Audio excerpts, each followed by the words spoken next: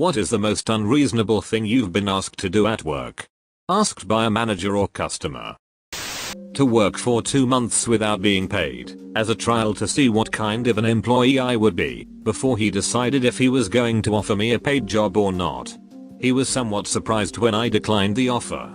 Edit. For everyone who forgets to read the last line, I did not take the job. Also, it was a commercial airplane pilot job, not an entry-level position, and for the love of all things chocolate, this was not an internship.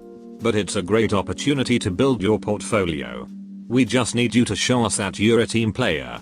If anyone ever tells you that, spit right in their face, because they just did it to you. I was asked to do this QA thing before the week's ends. When I asked if she wanted me to wait until next week because otherwise I get into overtime, she responded by saying, "Do it this week, but put it in next week's payroll." No. It made me so angry.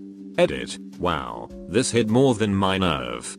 To clarify, in my situation, I wasn't required to provide notice. I was simply being nice. I don't care too much about the cash. I figure what's good for the workplace is good for me. So this is why it angered me so much. Also, she did these kind of things a lot. Pull weeds in Iraq before a congressman came to visit. The war must be going well. Look at this landscaping. When Obama came to visit Afghanistan, we were told by our SFC we had to stay in our little office. It was the morning, and I just had 2 cups of coffee. I said screw it, talked to the Secret Service, said I was going to shit myself before the meet and greet. They let me go. Knew a CB who spent a short tour at Camp David. They had to prepare for a visit by President Bush by raking up every single leaf on the grounds. Keep in mind that Camp David has dozens of acres and hundreds of trees. When Bush arrived, he looked around and said, "It's autumn, where are all the leaves?" When he went inside, they had to redistribute every single leaf they had raked up just because of that remark. I was asked to lay off a group of employees for another manager. She begged me to do it, and I initially refused. This manager selected and approved the list of people being let go, and was 100% responsible for even needing a layoff. She overhired in her area because she misrepresented her projected needs, and let her group's performance fall below standard. No one wants to be part of a layoff on the receiving or giving side, unless you're a total sadist, and I really believe if you are laying your people off, you need to have the balls to do it yourself, period. I wound up doing it, because everyone in the building already figured out something was happening based on her behavior, and it seemed excessively cruel to postpone things since everyone was on edge. I felt like the angel of death that day. People couldn't even make eye contact with me as I walked the halls, because if I stopped at someone's desk they knew they were losing their job. My people were terrified, and I still feel terrible about how that day went down because I couldn't say anything until it was done. Layoffs are horrible, and this manager hiding from their responsibility made it even worse. Fortunately my boss agreed and he fired her for it. Bartender. On Good Friday at 9 PM, a lady had the nerve to ask me to tell another customer to quit swearing because it was Good Friday. I told her as nicely as I could that we're all adults, and that I simply wouldn't feel okay with telling another paying customer to stop swearing. My boss saw the conversation, and me walking away while she had a sour expression on her face. He asked me what that was about, so I told him. He actually had the nerve to tell me that I needed to go tell the guy to watch his mouth. Now keep in mind my boss was a cool guy, so I could speak openly to him. Not the best bar manager, he was a banker before and got the job because he was the owner's friend and just got tired of banking. So, I responded to him like I wish I could have responded to her. Which was something along the lines of, if the sanctimonious bitch is so ducking worried about swearing on Good Friday, what the duck is she doing in a sports bar drinking? I literally will walk out of this job right now before I impose her will on another customer because of her beliefs. To which he said, good point. Duck her. I'm in the Navy and I had to sweep water off of the pier as it was raining. I was in the army. I was asked to exchange the contents from adjacent sheds A and B. Instead, I simply changed the signage. Command was not amused. I'd think that would be officer material right there. Worked at a grocery chain as a courtesy utility clerk. The vendor for 7-Up and Dr. Pepper screwed up stacking their pallets, so they all fell over, creating a nice pile of broken glass, sticky soda, and wet, messy cardboard. Boss made me clean it all up, and told me not to leave it even for a second. Got it all cleaned up in about 2 hours. Not bad save for me, nearly getting shanked by some large glass shards on the floor. But where it became unreasonable was the very next day. I got called into the office and written up by the same boss. Why? I had failed to do floor inspections. He expected me to be able to be in 2 places at once. That was fun to contest. A manager asked me to wrap my arm up in a bin bag and stick my hand into a toilet to try and unblock it. I was a waiter / barman, taking food out to customers. Highlighted this to him, and he insisted that I do it. I promptly told him to duck off, and mentioned health and safety. He ended up doing it. On a side note, he was fired 2 weeks later for making inappropriate comments to female staff members. He was a douchebag. Back when I was the manager of a movie theater, I had just got done working 14 hours, because someone called in sick, tried to submit payroll to accounting. The fax wouldn't go through. Asked the accountant to go to the office, about 2 blocks from her home, and see if she could fix it. She said she was too tired, and that I should instead drive the 50 miles to hand deliver it. I ended up doing it, because if I didn't, then my staff wouldn't get paid, but there were about 8 nasty emails I sent afterwards to various higher ups. A few weeks later I quit that job to become a busboy. Single best career move I've ever made.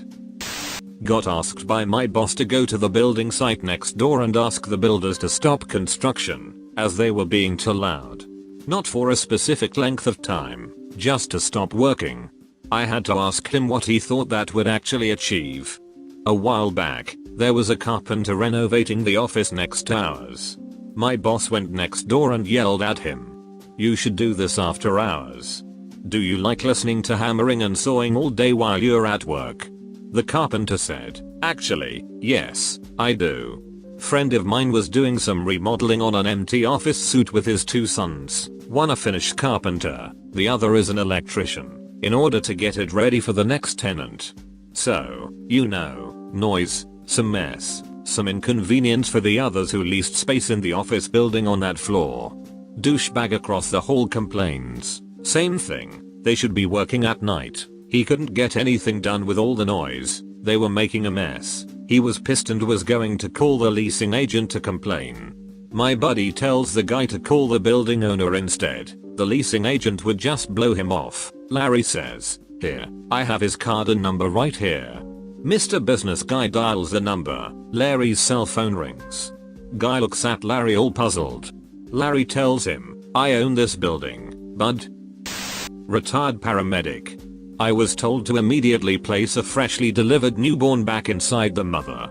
She delivered in a transport ambulance en route to Weill Cornell, and lost it that her baby wasn't born in a hospital and further not born in a good hospital. The mother told me to hold the baby in with your ducking hand. I explained it wouldn't work, and that we were having this child on 3rd Avenue in the middle 50s, and she flipped. So she and I had an agreement I would say the baby was still inside her body till we backed up at the hospital.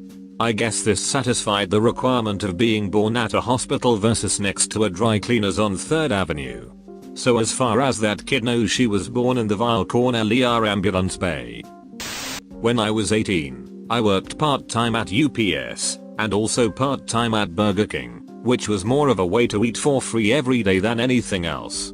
This was in 2000 or 2001, so minimum wage was still $5.15, and I wasn't making much more than that at Burger King.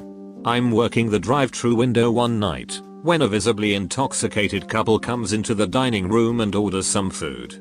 My manager was working register, and one other guy was there cooking the food. The drunks ordered a bunch of deep fried stuff, and we didn't have enough chicken tenders on hold. So the manager tells them it's going to be a couple minutes while the tenders and fries cook. No problem, they're going to use the restroom. The restrooms were down a hall, and the doors faced each other, so we didn't think anything of it when they went down the hall together. Their order comes up and they're not back yet, So we bag it up and leave it under the heat lamps while we wait for them. 2 minutes turns into 5, and I'm busy on the drive-thru window, so I half-ass forgot about them. An indeterminate amount of time goes by, probably 15 minutes, maybe half an hour, and my manager asks me if I expedited that order, gave them their food. I tell her no, they never came back for their food after going to the bathroom. She goes into the women's room, doesn't see anyone, then opens the door to the men's room.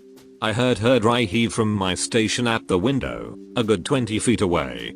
She came around the wall that separated the dining area from the work area, and it looked like she'd seen a ghost or a dead body. I asked her what was wrong, and she just shook her head, telling me that she would take over drive-thru window because I had to clean the bathroom. I geared up, elbow-length gloves, goggles, dust mask, and slickers, not knowing what kind of hell was unleashed in that stall. Nothing, and I mean nothing, could have prepared me for what I saw in there. It looked like they hooked up a colostomy bag full of mostly liquid shit and semi-chunky vomit to a paint sprayer and blasted every single surface in there with the shit puke. The stall was caked, the door handle had shit smeared on it, there was vomit in the sink, next to the sink, in the trash can, next to the trash can, just ducking everywhere I looked there was shit, puke, or both. I didn't even make it 3 steps into the room before my gag reflex reminded me that it existed. My eyes were watering, my stomach was doing somersaults, and I was choking back my own barrage of puke when it hit me. Hey, duck this. Nope. Not a ducking chance. I choked out true gasps of air, not a ducking chance in hell I'm cleaning that up. Call hazmat. Half joking, not thinking my manager would actually expect me to clean that up. Boy, was I ever wrong. Optical delusions. If that bathroom isn't clean by the end of your shift, then don't bother coming bar. She didn't get to finish the sentence. I'd already thrown my hat and shirt on the floor. Sorry Jill, but you don't pay me nearly enough for this shit. I can find another shitty minimum wage job tomorrow. Good luck with that debacle in there. And just like the phantom shit pukers, I was gone.